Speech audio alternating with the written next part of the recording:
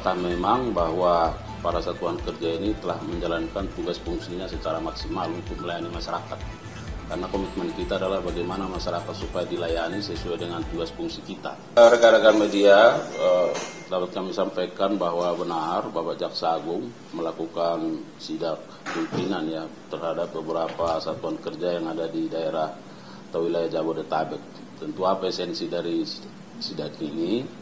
Yang pertama bahwa Jaksa Agung mau melihat secara konkret terkait dengan bagaimana pelayanan publik yang dilakukan oleh para satuan kerja di lapangan. Apakah memang bahwa para satuan kerja ini telah menjalankan tugas fungsinya secara maksimal untuk melayani masyarakat. Karena komitmen kita adalah bagaimana masyarakat supaya dilayani sesuai dengan tugas fungsi kita.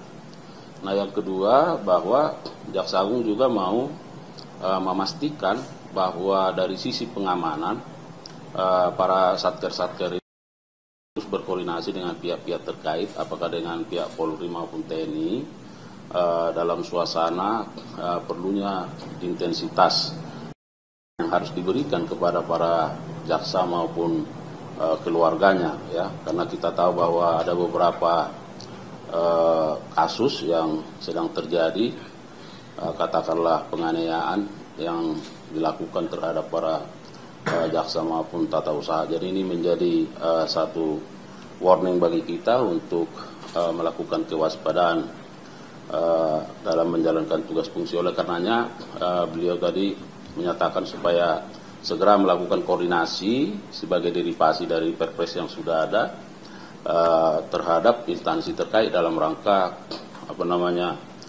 memberikan pengamanan kepada kita.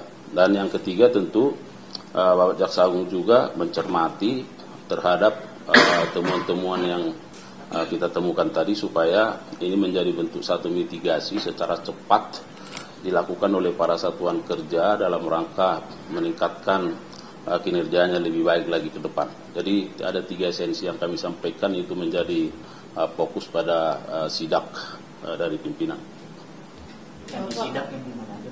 Yang disidak tadi kemarin itu di Jakarta Selatan, Kejari Jakarta Selatan, tadi di Kejari Jakarta Tangerang Kota, kemudian Tangerang Selatan, dan di Kabupaten Tangerang.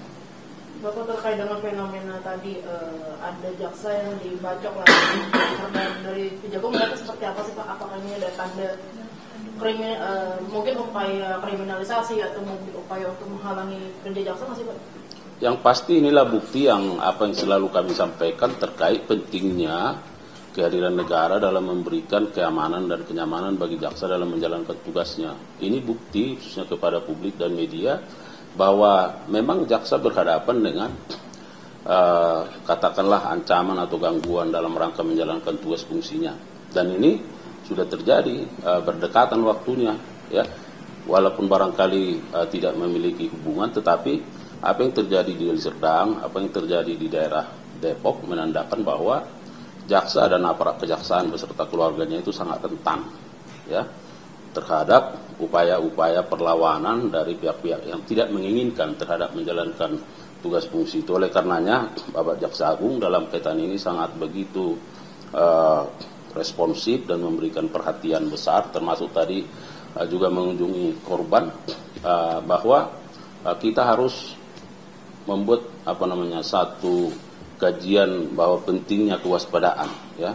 Kemudian ada aksi nyata yang bisa kita kerjakan bersama-sama dengan pihak terkait, apakah TNI Polri, untuk terus memberikan perbantuan keamanan itu. Dan yang ketiga tentu kita juga berharap bahwa atas peristiwa ini kita mengharapkan bahwa para pelaku itu secepatnya bisa diungkap. Memang di Deli Serdang kan pelakunya sudah ditangkap, kalau tidak salah ada 2 orang, tetapi belum menyentuh esensi dari penanganan perkara itu sendiri, karena kita tahu ada kaitannya dengan penanganan perkara di sana ya. Oleh karenanya kita mengharapkan bahwa segeralah menyerahkan diri, menjalankan aturan hukum, karena sesungguhnya kami hanya menjalankan tugas fungsi sesuai undang-undang, sesuai aturan ya.